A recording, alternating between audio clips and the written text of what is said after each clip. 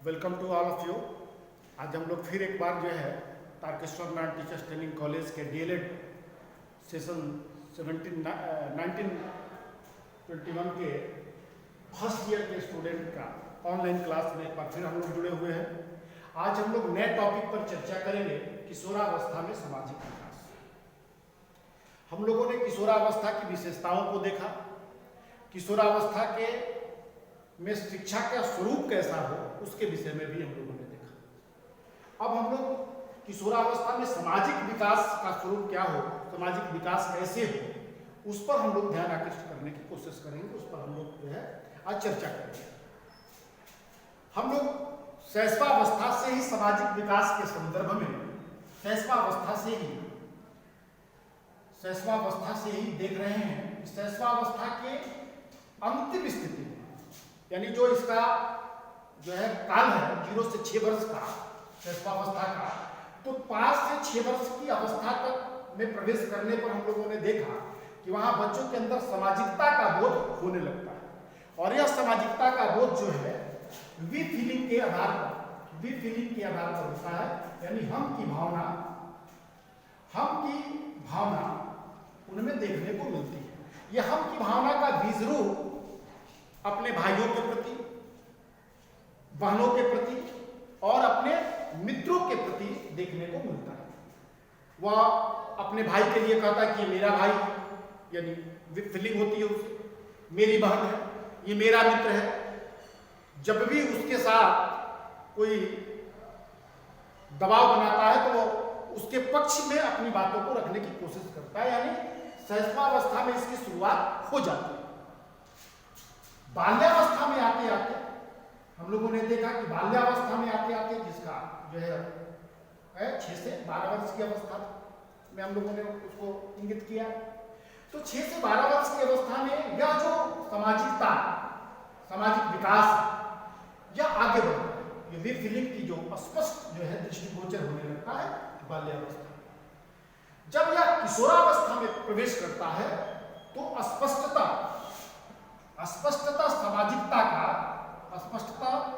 सामाजिकता का बोध होने लगता है, दिखने लगता है।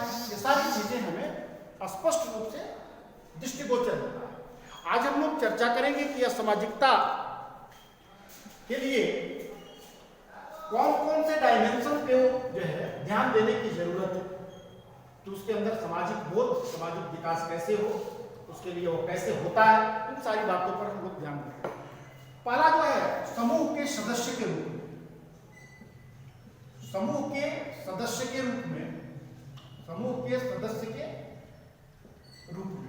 हम देखते हैं कि किशोरावस्था के बच्चे विशेष समूह का निर्माण करते हैं। इनके अंदर ये जो है एक विशेष समूह का निर्माण करते हैं, या भीड़ समूह में भी ये शामिल होते हैं। तो समूह के सदस्य कहीं ना कहीं बनते हैं। जब समूह के ये सदस्य बन रहे हैं तो स्वाभाविक है कि समूह के अपने जो है कायदे होंगे, अपने नियम होंगे, उसमें काम करना होगा। यानी अपने समूह के प्रति हम की भावना जो है, वी फीलिंग जो है, इनके अंदर देखने को मिलती है। यानी समूह के लिए यह कार्य करते हुए दिखते हैं, और यह समूह के लिए जो कार्य करते हुए दिखते हैं तो उनके अंदर सामाजिकता का बोध स्वाभाविक रूप से दृष्टिगोचर होता है। और जैसे जैसे यह समूह की भावनाएं इनमें प्रबल होती है, उसके लिए वह कार्य करते हैं, उसके प्रति इनके मन में जो है अच्छे विचार होते हैं, दर्दी होते हैं कि मुझे इसके लिए कार्य करना चाहिए। यानी उनके अंदर सामाजिकता के विकास का स्वरूप दिखता है, और वो सामाजिक बनने की प्रक्रियाओं में संलग्न होते हैं और आगे बढ़ते हैं। संबंधों की स्थापना, दूसरे हम लोग देखेंगे डायमेंशन, संबंधों की स्थापना के रूप में हम लोग देखेंगे। या इस अवस्था में बच्चे संबंध भी बनाते हैं, अब यह संबंध कई रूप में होता है। अब यह विद्यालय में संबंध बनाते हैं, विद्यालय के अपने इनके संबंध होते हैं, और खेल समूह के होते हैं। खेल समूह में भी जो है ये सदस्य होते हैं। इसके साथ साथ खेल समूह के साथ साथ ये जो है पठन पाठन के लिए भी, पढ़ने के लिए भी अपना एक ग्रुप बनाते हैं। जो है पठन कार्य है तो भी अपना एक ग्रुप बनाते हैं, पठन कार्य हो तो ये इनसे संबंध स्थापित करने की ये कोशिश करते हैं और संबंध बनाने की यह प्रक्रिया सामाजिकता की ओर संकेत करता है। उसके अंदर सामाजिक बोध नहीं होता, सामाजिक गुण नहीं होगा, सामाजिक जो है दायित्व का बोध नहीं होगा, तो यह इस तरह के संबंध बनाने में असमर्थ है। यानी सामाजिकता के भाव की वजह से, सामाजिकता के गुण के विकास की वजह से ही विद्यालय परिसर के अंतर्गत लोगों को जो है अपने समूह में जोड़ता है या उनके समूह में अपने को शामिल करता है, खेल समूह में रहता है, पठन कार्य के जो है समूह को बनाता है और उसकी स्थापना करता है। इससे साबित होता है कि वह सामाजिक विकास की प्रक्रिया में संलग्न होकर के आगे वो बढ़ रहा है। हम लोगों ने दो बिंदुओं पर ध्यान दिया सामाजिकता के संदर्भ में। तीसरे, सामाजिक मान्यता। तीसरा, यदि हम लोग सामाजिक मान्यता की बात करें, सामाजिक मान्यता की बात करें तो समाज की जो मान्यताएं हैं, जो परिपाटियां हैं, जो परंपराएं, उसके हिसाब से बच्चे जो कार्य करते हैं वह सामाजिकता का बोध कराता है और जितने बेहतर तरीके से उस सामाजिक मान्यताओं के हिसाब से वो कार्य करते हैं वह उतने ही अच्छी जो है अधिक जो है कुशल सामाजिक गुणों में माना जाता है कि बच्चे जो है सामाजिक गुणों से विभूषित होते हैं, सामाजिक गुणों के अंदर आ रहा है, सामाजिक गुणों की जो है उनमें विकास हो रहा है। क्योंकि समाज जिसको मान्यता प्रदान करता है, जिस चीज की अच्छाई के संदर्भ में वो एक दृष्टिकोण विकसित करता है या एक जो है समाज का स्वरूप है कि ये अच्छा है और ये बुरा है और उसके हिसाब से सामाजिक मान्यता के हिसाब से बच्चे कार्य करते हैं तो वह सामाजिक विकास की प्रक्रिया को ही बढ़ाता है। सामाजिक रुचियां, नेक्स्ट हम लोग देखेंगे कि इसके माध्यम से भी सामाजिक विकास होता है। सामाजिक रुचियों के माध्यम से, सामाजिक रुचियों के माध्यम से। अब बच्चों में इस अवस्था में जब समाज से वो जुड़ते हैं तो तमाम तरह की उनकी रुचियां होती हैं। जैसे पार्टी में भाग लेने की रुचि, पार्टी में भाग लेने की रुचि। क्योंकि व्यक्ति अकेला नहीं है, पार्टी में है तो उसके साथ कोई ना कोई अवश्य होगा, एक समूह होगा, एक ग्रुप होगा बच्चे का और ग्रुप में समवेत रूप से किसी कार्य को करने या उत्सव मनाने, जो भी चीज वो कर रहा तो समूह में जो कार्य किया जा रहा है वो सामाजिकता को जो है इंगित करता है और सामाजिक विकास को स्पष्ट करता है कि वह पार्टी में गया है तो समूह के कुछ न कुछ लोग होंगे, कुछ सदस्य होंगे, उसमें वो शामिल होकर उस समूह के हिसाब से उत्सव मना रहा है या पार्टी मना रहा है। तो इस तरह की स्थिति उसके होती है। दूसरों की सहायता करने की रुचि, दूसरों की सहायता करने की रुचि, दूसरों की सहायता करने की रुचि, दूसरों की सहायता करने की रुचि। अब वह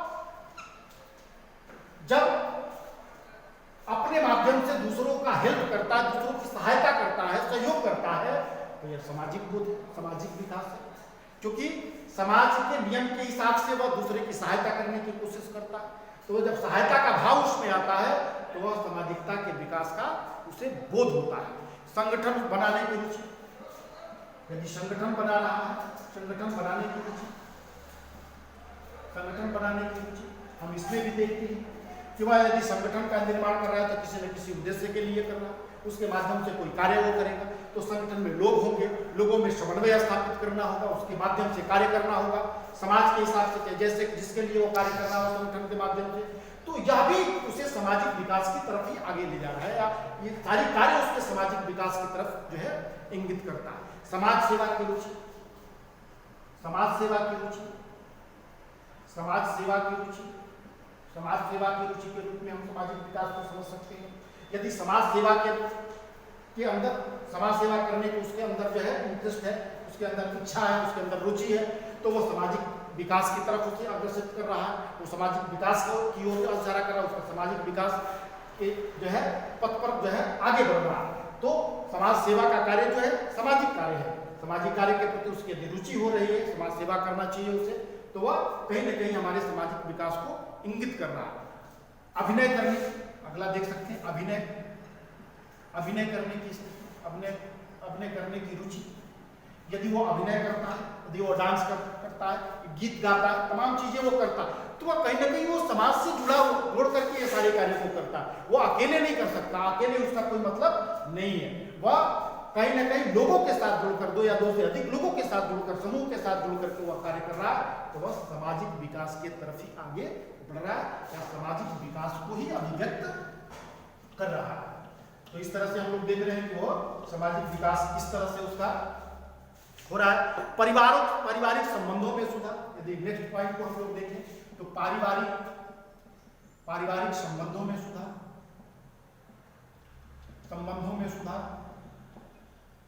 पारिवारिक संबंधों में सुधार के रूप में हम देख सकते हैं, यदि जिस माता पिता का बच्चों के साथ स्नेहपूर्ण संबंध होता है, वह बच्चे उनके साथ आदर के साथ संबंध स्थापित करते हैं, उन्हें इज्जत करते हैं। यानी अपने माता पिता, भाई बहन, माता पिता के साथ माता पिता, भाई बहन, दादा दादी, चाचा चाची, ये सारे लोगों से के संबंध जो है यदि मधुर है तो उनसे मधुर संबंध बनाने के या मधुर संबंध की जो है स्थिति जो है पैदा करने की कोशिश करते हैं। यानी वह जो है लोगों के बीच एक समन्वय बन सके, संबंध में मधुरता आ सके, संबंध में जो है एक समरसता हो सके, सारे लोगों में एक जो है भाईचारे की भावना या एक दूसरे को आदर करने की भावना, एक दूसरे की बातों को समझने की, करने की, सुनने की सारी चीजें। तो इसमें सारी चीजें जब हम कर रहे होते हैं तो हमारे सामाजिक विकास की वो इंगित करता है और सामाजिक विकास को ही वो बढ़ाता है। बड़ेपन का भाव, नेक्स्ट यदि देखें बड़ेपन का भाव,